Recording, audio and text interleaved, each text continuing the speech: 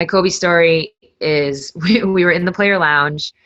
There was a couple of us, and we were playing spades. And he kind of came in, and we were drinking a little wine, playing some spades, just chilling. And he came in, sat down, poured himself a glass, and he was kind of like reading a paper. So this is 2008. So they had just lost to the Celtics in the finals, like tragically, if memory serves. And so he opens up the paper, and there's like this article about it. And there's a picture of Paul Pierce. So, and then we look over, and he's tearing out the picture of Paul Pierce. So he cuts it out, and he folds it up, he puts it in his pocket, and like we're all looking at him, like what's going on? He's like, motivation.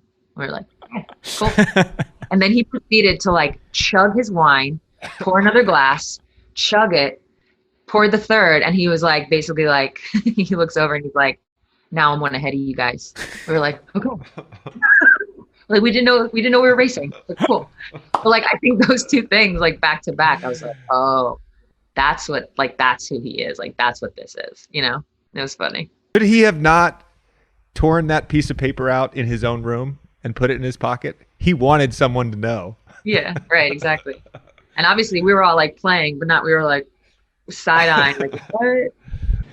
We were in Portland. We're playing Dame. The start of the game, I'm guarding them. They're like, you're going to guard Dame, accept the challenge. I'm like, oh, cool, let's do it. So we're out there, and I'm just like in awe, like Damian Lillard, wow. So I'm still in awe through maybe the whole first quarter. I'm in awe. This dude pulls up, deep ball, 3, come down, foul on me, and 1. Look up, deep ball, 3, another one. Just back. It felt like it was just all out, and I was on this island by myself. Like no one was there to help. Kobe, they call timeout. Kobe looks at me. He's like, what you want the motherfucker to have, 50? Kobe goes out and guards him. This is when I saw, first of all, that was my welcome to NBA moment. Just Dame fucking having, I don't know what he had. But then seeing Kobe guard him and just beat him up, basically. Like, they weren't letting Kobe foul out of that game, 1. And he just beat him up. He probably had 50 on me, and his game was probably 50. Like just Kobe he shut it down. But I watched the refs kind of let Kobe beat the shit out of him. That was just cool to see that. That was my first year for sure. We're getting ready to get ready for Beijing, and so I'm with my staff in Vegas a couple days before the team comes in, and all of a sudden there's a knock on the door. It's 2 days early, and it's Kobe. He said, "Coach, can I talk to you for a minute?" And I said, certainly. So we went to a private room, and I said, what do you need? He said, I need to ask you a favor.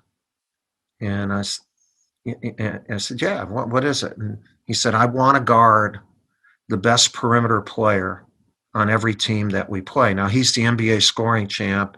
He's the best player in the league at that time. He had 7 50-point games that year. And then he pauses, and his eyes. He and Jordan had the same eyes. They killed you with their eyes. And he said, "Coach, I promise you, I'll destroy him." So I got, holy shit! I said, "This is good." So we go. And we have a team meeting. In the first practice, he doesn't take a shot.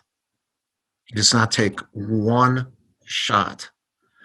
And he's playing defense. And so I call him over afterwards. I said, yo, this destroy thing. He says, "Coach, I promised you I'll destroy him." I said, "Look, I've seen you destroy teams offensively.